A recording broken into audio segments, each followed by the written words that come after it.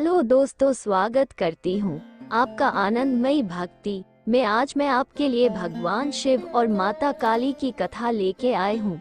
माता काली क्यों रखे भगवान शिव के छाती में पैर, जानने के लिए सुनिए ये कथा। चलिए दोस्तों, शुरू करते हैं आज के कहानी को। प्राचीन काल में राक्षस अपनी तपस्या के बल पर ऐसी शक्तियाँ प्राप्त कर लेते थे जिनके सामने टिकना देवताओं के लिए भी मुश्किल हो जाता था। राक्षस अपनी शक्तियों का प्रयोग करके आतंक और भय फैलाते थे। ऐसी ही एक घटना रक्त बीज नाम से राक्षस से जुड़ी है।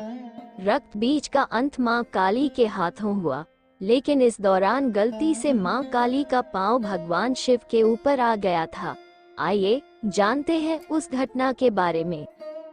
एक बार रक्त बीज नाम के एक राक्षस ने भगवान शिव को प्रसन्न किया और उनसे एक वरदान हासिल कर लिया। रक्त बीज को यह वरदान मिला था कि उसका खून जहां भी गिरेगा वहां से उसी के समान राक्षस पैदा हो जाएगा। रक्त बीज को अपने इस गुण पर बहुत अभिमान था, इसलिए उसने अपनी शक्तियों का गलत इस्तेमाल करना शुरू कर दिया। घमंड में चूर रक्त बीज ने देवताओं को युद्ध के लिए ललकारा। देवता रक्त बीज से लड़ने के लिए आ गए, लेकिन जहां भी रक्त बीज का रक्त गिरता वहां से एक और रक्त बीज पैदा हो जाता। इसका परिणाम ये हुआ कि बहुत सारे रक्त बीज पैदा हो गए, जिन्हें हराने का कोई रास्ता देवताओं को दिखाई नहीं दे रहा था।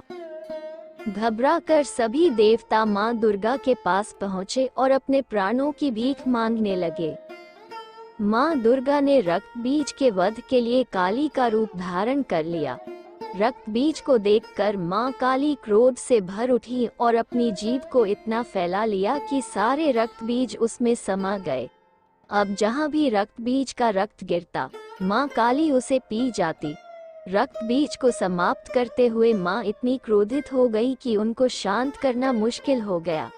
काली मां का ये रूप विनाशकारी हो सकता था, इसलिए सभी देवता भगवान शिव के पास पहुँचे और बोले कि आप ही मां का क्रोध शांत कर सकते हैं।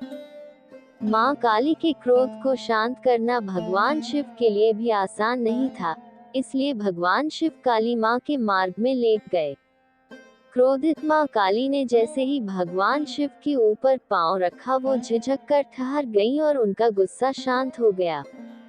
इस तरह भगवान शिव ने देवताओं की मदद की और मां काली के गुस्से को शांत किया, जो सृष्टि के लिए भयानक हो सकता था।